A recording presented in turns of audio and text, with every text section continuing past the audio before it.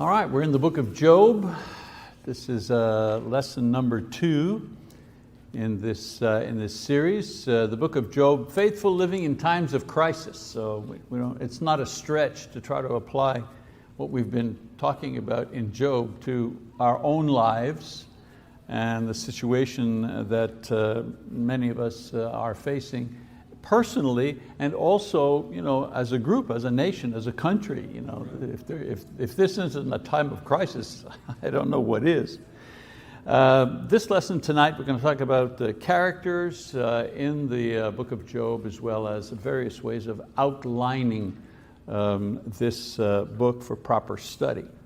So we're using the book of Job to guide us in an effort to live faithful lives while experiencing personal or national crisis. It's easy to be faithful, when you're on a smooth ride. It gets a little difficult when the ride gets bumpy. For some people, believe it or not, the greatest danger to their faith is when the ride is smooth. It's a smooth ride, there's no challenge, we're just coasting along, and that's when we get lazy, we get sloppy, we get careless with our faith, we let things go, we cut corners, But this is not that time. We definitely are in a time of crisis. Now, Job himself did not live during a time of war or famine. The type of social and national crisis that imposes hardship on the individual regardless of their personal circumstances. Job's crisis was personal. It was imposed on him through supernatural means, but it was experienced fully in a physical and emotional way. We'll find out as we study. He loses his wealth, his family, his health, his status in society. He loses everything. And he experiences that.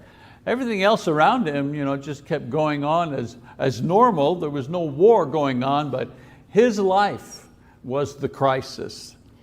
And so we said that the core of Job's book describes his reaction to unjust suffering. His reaction to unjust suffering. If you had to kind of boil it all down to about one sentence, I think that describes pretty much what is happening in this book. Basically, he was a good man who was subjected to what he believed to be undeserved suffering. He was a good man, and he didn't understand why he was suffering. And Job's dilemma lay in the fact that he believed the theology of the day, of that particular day, that taught that suffering was the direct result of personal sin. In other words, God punished sinners in real time. You do something bad's going to happen to you. You do something good, then something good is going to happen to you. And that's the way things operated. Not really, but that's how people thought things operated. God punished sinners. And you know what? We still have that feeling today. And we think about Job, oh yeah, well that was back then. But haven't we ever experienced the same feeling? Have you not ever experienced a bad thing that happens? I don't know, somebody smashes your car, or someone that you love comes down with a serious illness, or you yourself have a terrible accident and you're lying there in the hospital with your leg in traction and your head, maybe you've got a concussion, and that thought kind of sneaks across your mind. What did I do to deserve this? Even though you're a strong Christian, even though you believe that you're saved and that God is good and God is just and all this, that thought still comes at the back of your mind. How many people say, it's my fault, it's something that I did? They blame themselves for something that they have absolutely no control over, but somehow they're ready to take the blame for it. Well, this attitude was crystallized in a doctrine, in a teaching at the time when Job lived. As a matter of fact, Hinduism and Buddhism still has that idea. You ever hear of karma? That's that idea. Karma, whatever you do, You do good, good will come back to you. You do bad, then God will punish you. So that idea, that thought, that theological concept still exists in religions of today. This teaching, and here's the problem, Job himself ascribed to this teaching. His problem was that the teaching or the belief that he had did not match his personal experience. You see, he knew that he was a good man. He knew it. And he could not understand why he was made to suffer. I mean, you know when you're doing okay. You know when you're acting properly according to your conscience. You know when you're doing, quote, good. You know when you're doing your best. Job knew this about himself. And he also knew that God was just.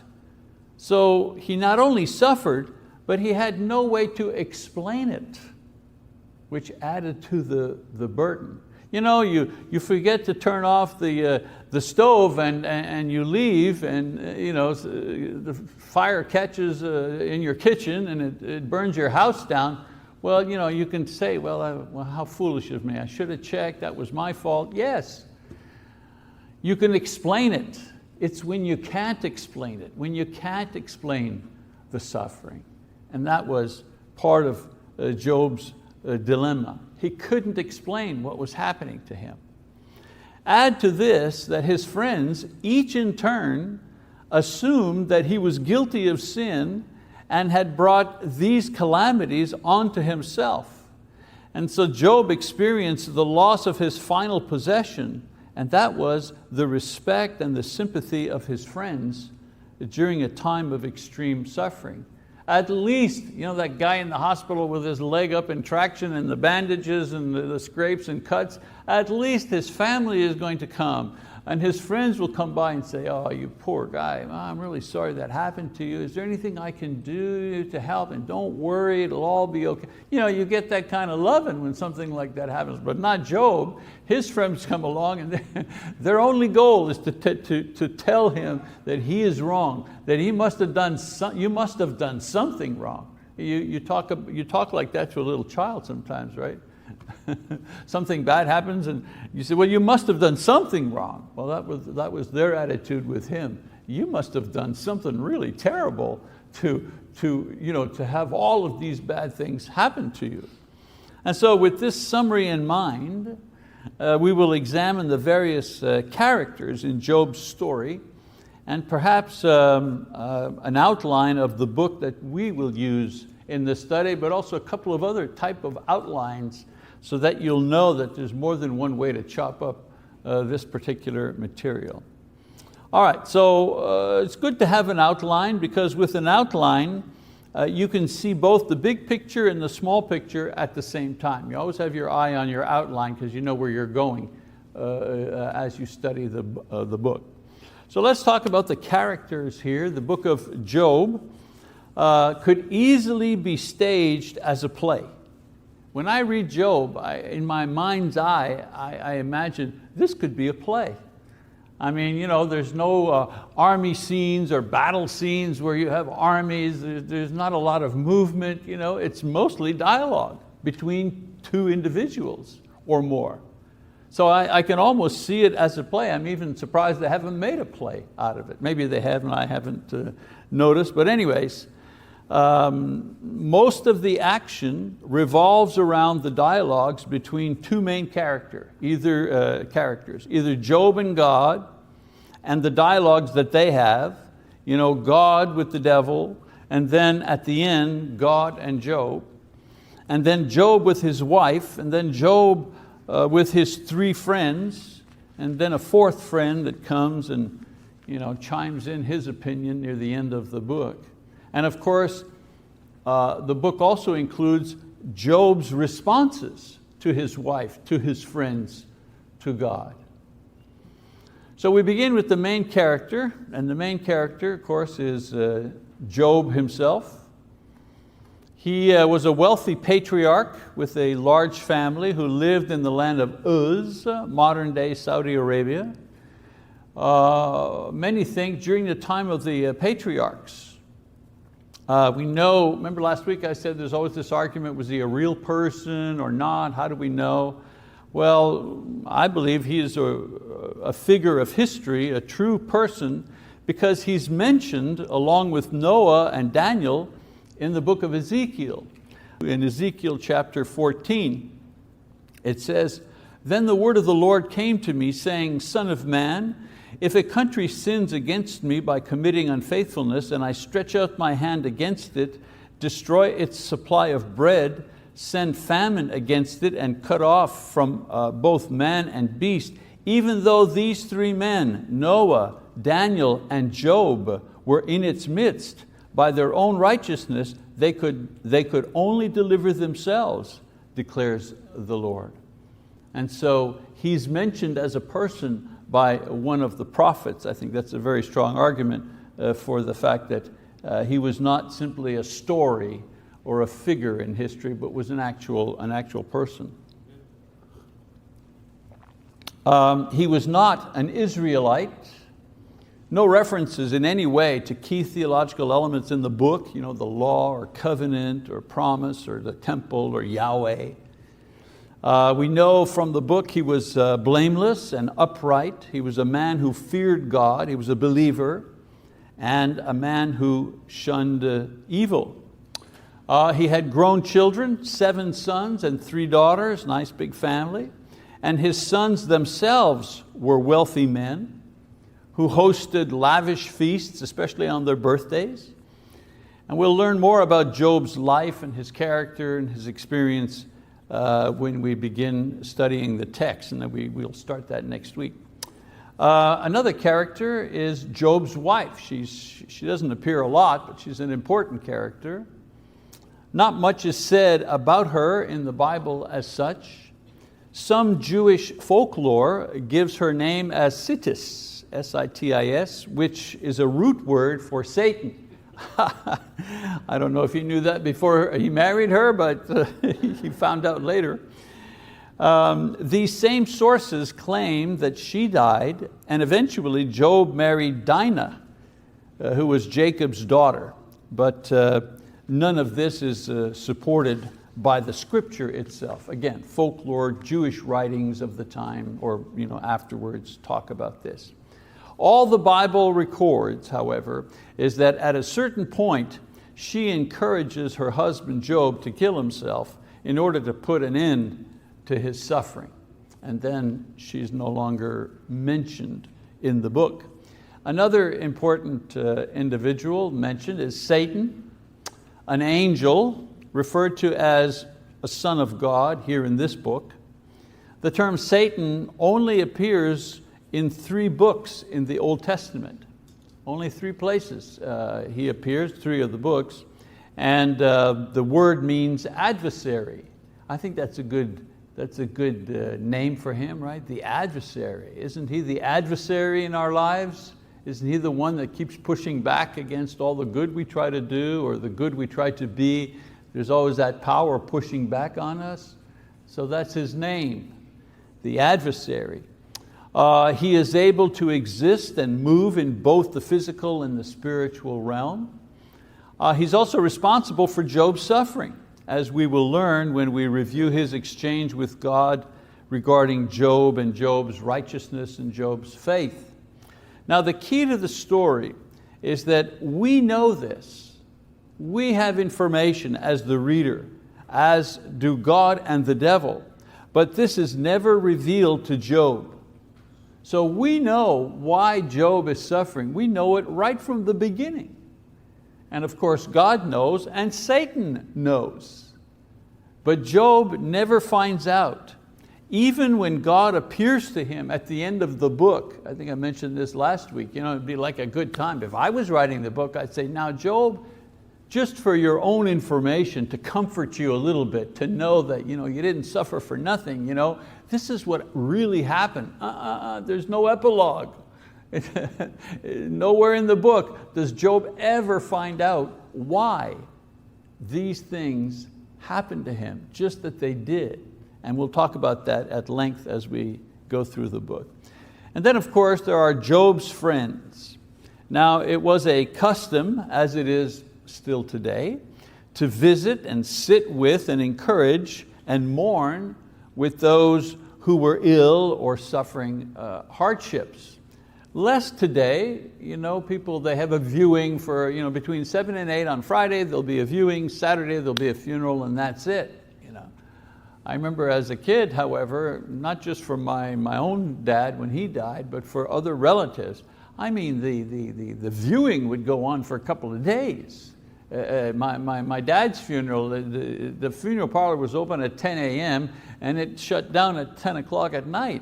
And all day long, we were there, and go to the restaurant at lunch to eat and go back to the funeral parlor and sit there, and people would come and go all day long, 3 days of that.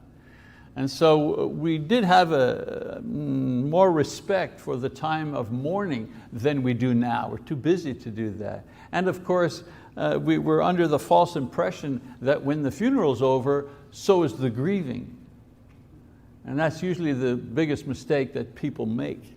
They think once the preacher says, finish his prayer, we commend his soul to God, and God bless you, and go in peace, and that's over. People put on their coats and they get their car keys and they're heading out and visiting. They think that the mourning and the grieving is finished, but it's not. It's just beginning at that point. And so this was the custom at that time as well.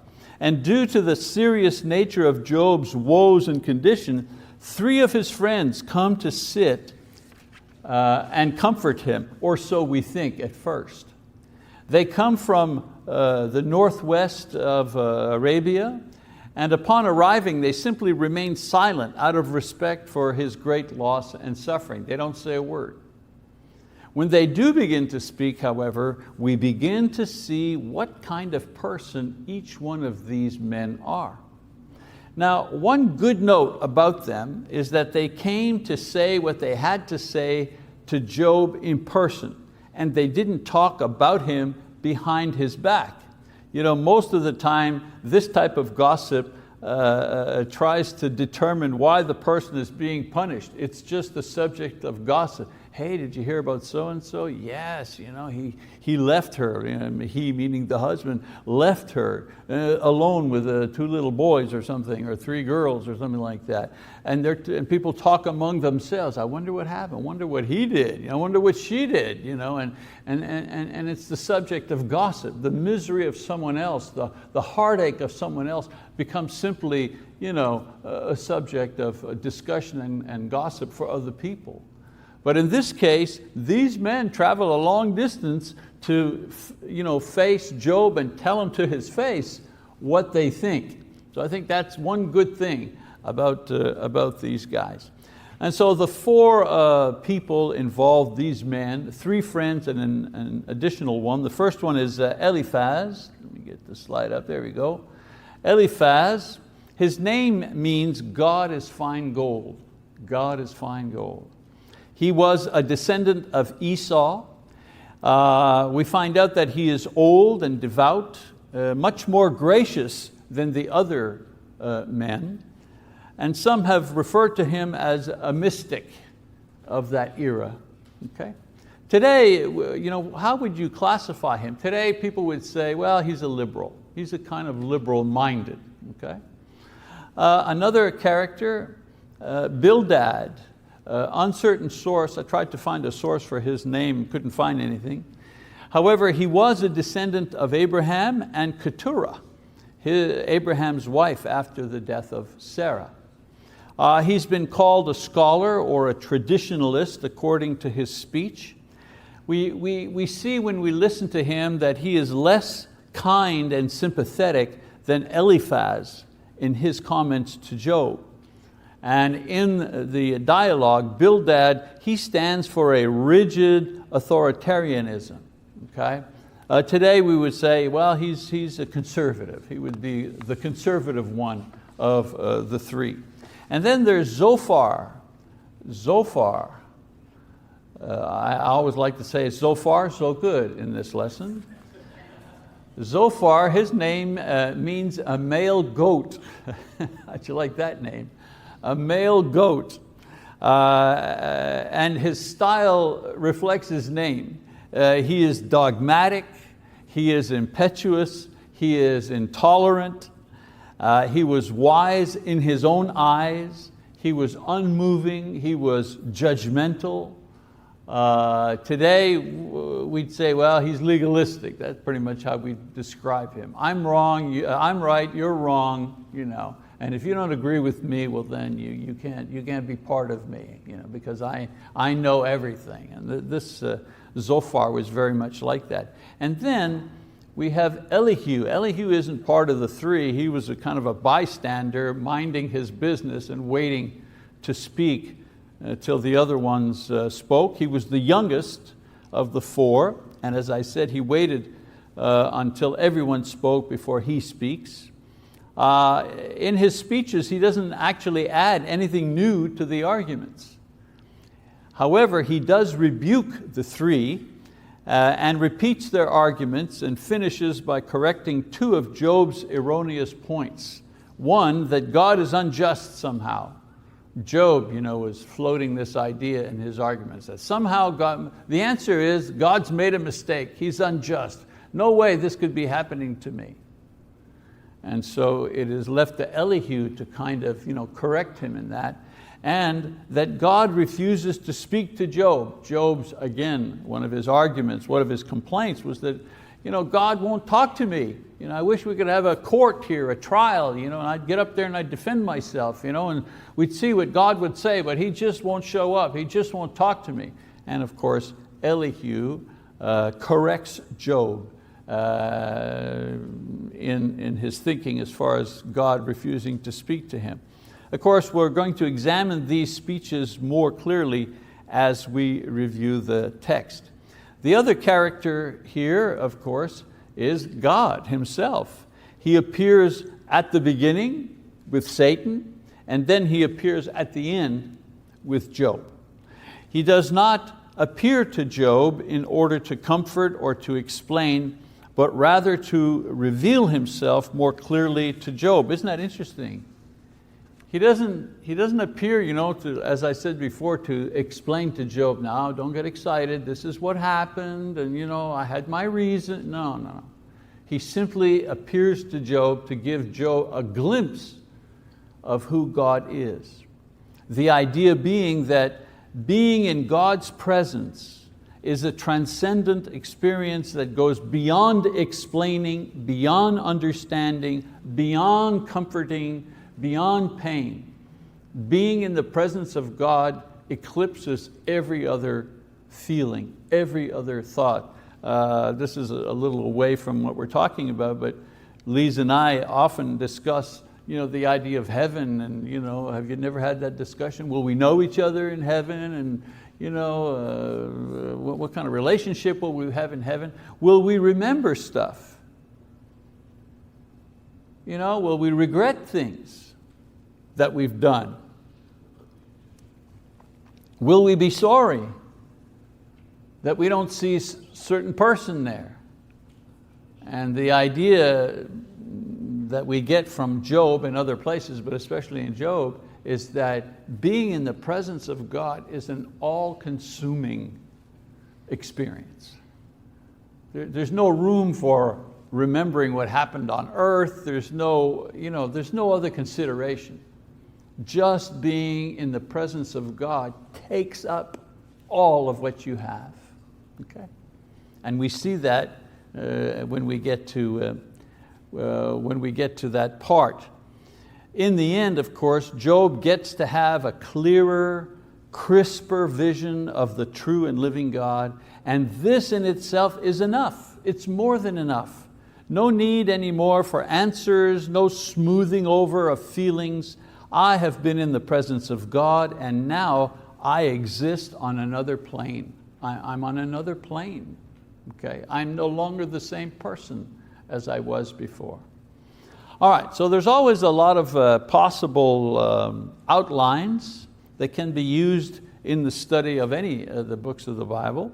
The difference between the variations are usually based on the specific focus or the approach that the teacher wants to use in studying the material. For example, in a basic study model where you are introducing the book to those not familiar with it, and I'm taking somewhat this approach with you, thinking that most people here know about the book of Job. Some of you may have even taught the book of Job, but I'm assuming everybody knows in general the story of Job. That's why I'm kind of reviewing all of that before we begin the actual textual study. But a lot of times if you're teaching people who are just beginning, you use an overview kind of an outline. And I've got a copy of one here, just want to show you. This one is by Warren Wiersbe. He's an American writer and speaker and theologian, written a lot of books. And this is the outline that he has, the way that he has to outline the book. So he begins with Job's distress, his prosperity, his adversity, his perplexity. His perplexity is he's trying to wonder, why has this happened to me? First part of the book. Second section is Job's defense, chapter 4 all the way to chapter 37. And these are in rounds. Okay, so the first round, chapter 4 to 14, Eliphaz speaks, Bildad speaks, Zophar speaks, and Job answers. Eliphaz, Job answers. Bildad, Job answers, Zophar. So he goes back and forth. One of them speaks, Job responds. The other speaks, Job responds. And it continues that way for 3 rounds. Okay? Second round, same idea, from chapter 15 to 21. Eliphaz, Bildad, Zophar, they speak. Job replies to each one of them. There's a bit of a change on the third round of speeches. Eliphaz speaks, Job replies. Bildad speaks, and Job replies, but Zophar is quiet. Right? Zophar says nothing. And then you have the next part is young Elihu. He's the fourth individual. He speaks, and for quite a long time, from chapters 32 to all the way to chapter 37.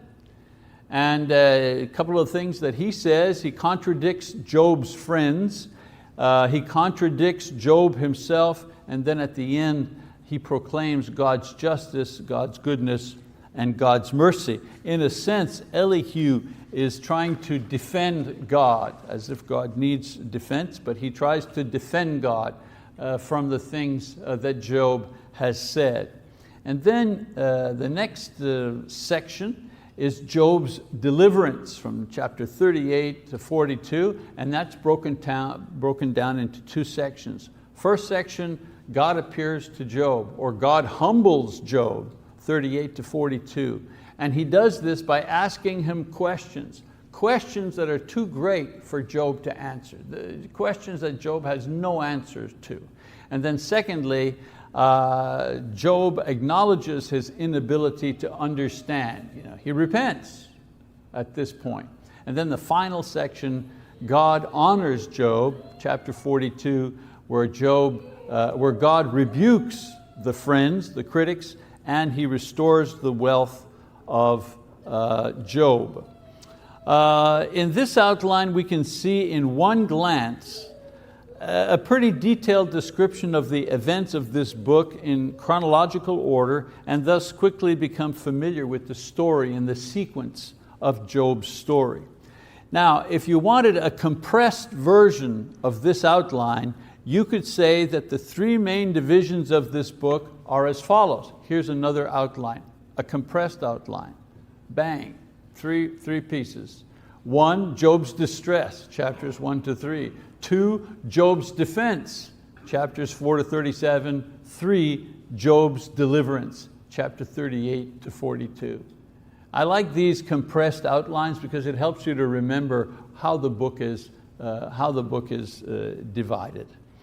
Now, in this outline, we can see in one glance a pretty detailed description of the events of this book, again in chronological order and much more compressed. So having these type of outlines helps teachers and students not get lost in the poetry and the details when studying the book They help provide context as you examine it more closely. And you might be wondering, man, he sure has taken a lot of time to get to the text. You know, a whole lesson just for the critical introduction, when was it written, who was it written by, and so on and so forth. And now a complete other lesson talking about just the characters, talking about the various types of outlines. And I'm doing this because when you get to the text, the poetry is so thick,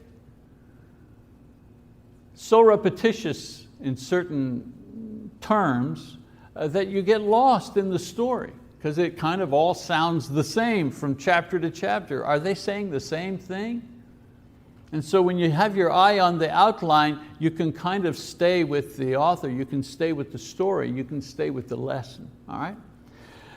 Now, I'm not going to use the first type of outline, the detailed outline, and I'm not going to use the compressed outline. I'm going to use, for our study, what's called a thematic outline, all right? A thematic outline based on the title of the series, which is Faithful Living in Times of Crisis. So here's the thematic outline, okay? So there's the book of Job, Faithful Living in Times of Crisis. So the physical crisis. So we're going to start talking about the physical crisis, the devil's attack, chapters 1, 2, and 3. Then we're going to study another crisis that Job has, and that's a theological crisis that he suffers. And this is when Job's friends begin to attack him. And then the third section is the spiritual crisis that Job has, where God appears to him and challenges him, and where we see that in the end, Job's faith saves him. So this is our outline. We're going to be studying this book using this outline here, and I think this will help you to stay with the story. And I think also it'll give meaning to what is happening from chapter to chapter, okay? So this outline assumes that the student is familiar with the story and character, so that the focus of teaching can be on the attempt to answer the question, how does one maintain faith in a situation or a period of time where there doesn't seem to be any satisfying answers or any type of cosmic fairness? How do you do that? I can deal with something. I drive too fast, I have a crash, I break my leg. I can piece that together. Makes sense to me. But that a child dies of leukemia, that's hard to make sense of. That a good woman who serves the Lord, who serves her family, who serves her husband, who brings joy to wherever she is, falls ill and is non-functional for many, many years, bedridden, and then dies a difficult death. How do you make sense of something like that? How do you make sense of something like that? I mean, you can't help but say, it's just not fair. How come there's some women... Forever lover, in the depths of the darkest night, your love shines through a guiding light. With every heartbeat I feel your grace. In your warm embrace I find my place. Darling, don't cry, don't shed a tear, for I'll be your fortress, I'll always be near. Though storms may rage and oceans may roar, I'll stand by your side forevermore. Through the trials and the tests we face, our love will endure, it cannot be erased. So dry your eyes, my love, and take my hand. Together we'll conquer. Who have 3 or 4 kids, not married, not trying to have a family, but whoops, 3 or 4 kids, and whatever. Some go off to adoption, and others go there.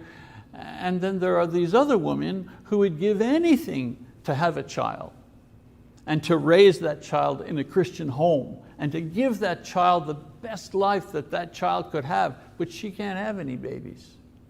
I mean, where's the fairness of that?